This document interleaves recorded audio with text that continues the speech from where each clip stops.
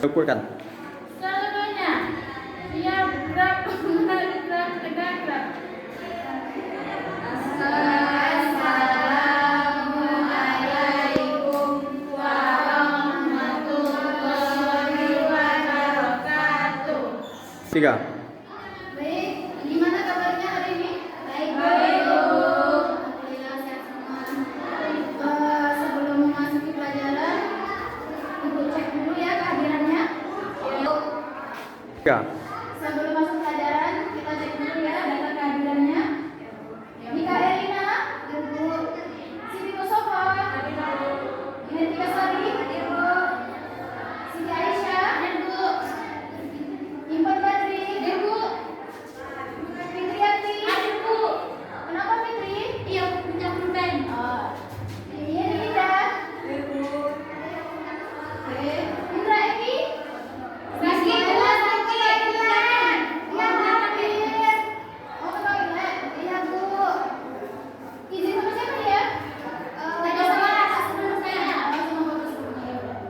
Ya. Baik, berarti hadir semua ya? Hadir, Bu. Ibu. Oke. Pelajaran sebelumnya tentang apa? Tentang buku dongeng. Tentang dongeng.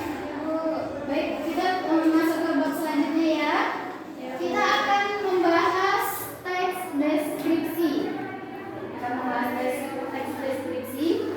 Jadi sebelum memasuki materi, Ibu mau nanya, anak-anak Ibu ada yang tahu tidak apa itu pengertian dari teks deskripsi? Tidak, Bu. Tidak ada yang tahu? Tidak. Sebelumnya kan kita sempat membahas tentang teks narasi. Kalau teks narasi kan menceritakan sebuah kejadian dari awal sampai akhir. Sekarang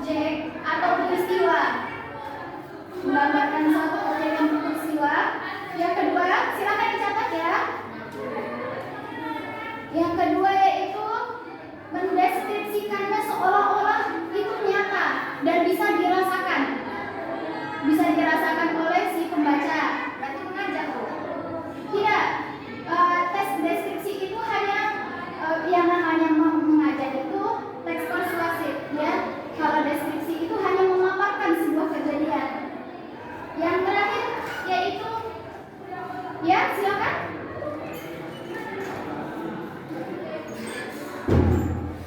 Indra dari mana? Sampai tadi Bu. Kapan tadi Bu katanya? Silakan duduk. Dan yang terakhir yaitu teks deskripsi, yaitu menggambarkan tentang perasaan yang dirasakan yang melibatkan panca indera, tentang perasaan, tentang penglihatan, tentang penciuman, perasa, tidak perasa atau peraba, melibatkan semuanya. Contohnya, Ibu memberi contoh ini, itu melibatkan panca indera. Yang kalian bayangkan adalah bagaimana sih bentuk dari sebuah papan tulis seperti itu ya. Oke. Selanjutnya kita masuk ke strukturnya. Struktur teks deskripsi yaitu pertama identifikasi. Ingat ya, harus perhatikan anak-anak Ibu, perhatikan semuanya. Ini karena akan Ibu masukkan ke dalam soal selanjutnya. Pertama yaitu identifikasi, yaitu kita tentukan dulu apa yang akan dibahas objeknya. Ibu ambil contoh tentang papan tulis. Oke, ini struktur yang pertama.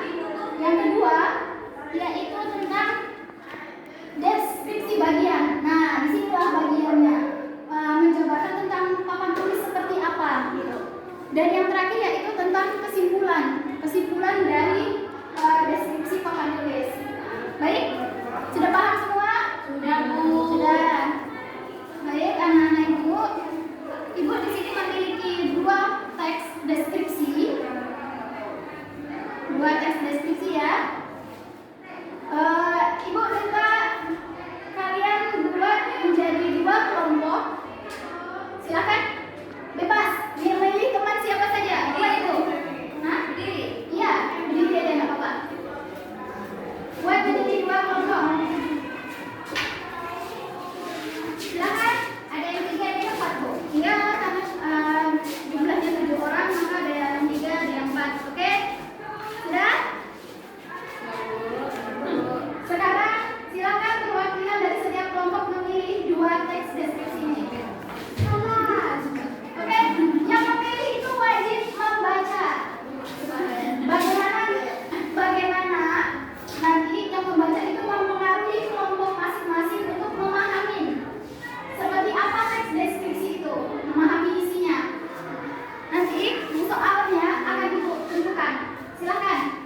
Ya, kelompok perwakilan dari setiap kelompok silakan maju ke depan. Silakan.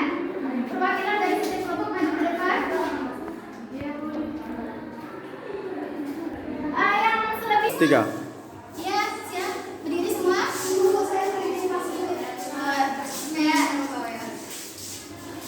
Oh, Ika, kamu harus berhadapan dengan kelompokmu.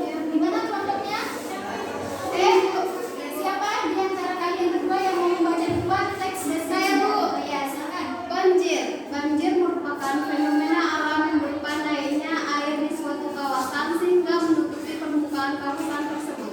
Banjir juga bisa dilihat sebagai bagian dari siklus hidrologi, yaitu bagian air di permukaan bumi yang menuju ke laut. Sudah habis, Bu? Iya. Karena itu dijabarkan. Melalui siklus hidrologi tersebut, kita melihat bahwa banyaknya air di permukaan bumi dipengaruhi oleh curah hujan yang menyerapkan air ke dalam tanah.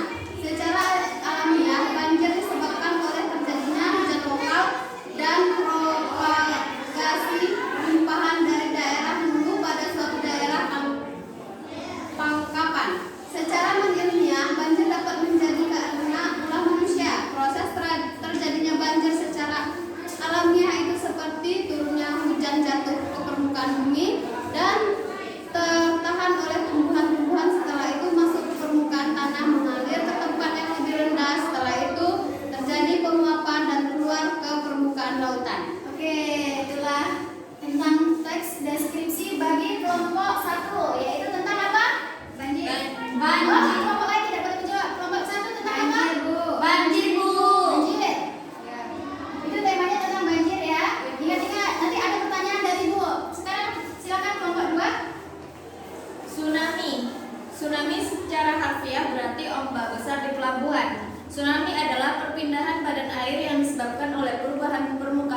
secara vertikal dengan tiba-tiba. Perubahan permukaan laut tersebut bisa disebabkan oleh gempa bumi yang berpusat di bawah laut, letusan gunung berapi bawah laut, longsor bawah laut, atau hantaman meteor di laut.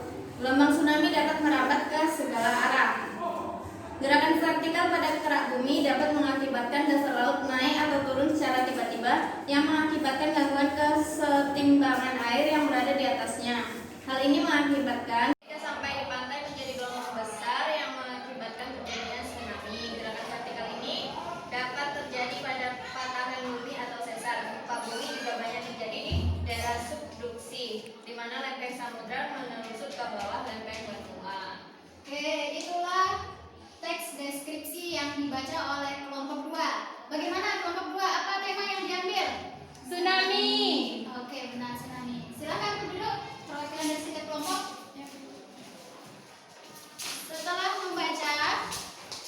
Setelah dibaca teks deskripsi ini oleh perwakilan dari setiap kelompok, Ibu akan memberi tugas. Baik, silakan bergabung ke kelompoknya masing-masing ya.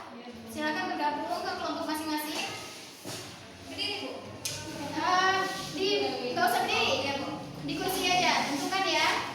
Jadi tugasnya adalah, ya Bu, anak-anak Ibu kan tadi sudah menyimak ya apa yang dibaca oleh kawannya melalui kelompok masing-masing. Indra, tolong perhatikan Ibu. Ya, Bu. Duduk ke kelompoknya masing-masing. Oke? Setelah perwakilan dari setiap kelompok membaca dari tema tentang tadi apa? Kelompok 1 Banjir. Kelompok 2 Tsunami. Pertanyaan Ibu, kalian bikin ya, yaitu tentukan struktur dari teks deskripsi yang dibaca tadi. Ya, Bu. Tentukan strukturnya. Oke, Bu. Struktur tadi dibagi menjadi berapa? Ayo. Menjadi 3. Iya, dibagi menjadi 3. Sebutkan apa saja?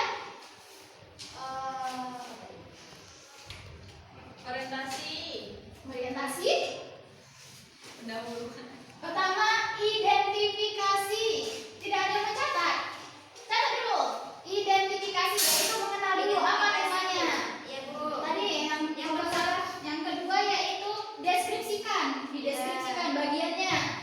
Yang ketiga yaitu kesimpulan. Nah, tentukan dari 2 tema yang sudah dibacakan oleh temannya ya. Ya, Bu. Oke, silakan. Berhubung waktunya di sini sudah habis, maka Ibu menjadikan tugas ini menjadi tugas kelompok di rumah ya, kerjakan. Ya, Bu. Minggu depan Ibu akan periksa. Tentukan strukturnya dari 2 teks yang sudah dibacakan oleh temannya. Baik, jadi kesimpulannya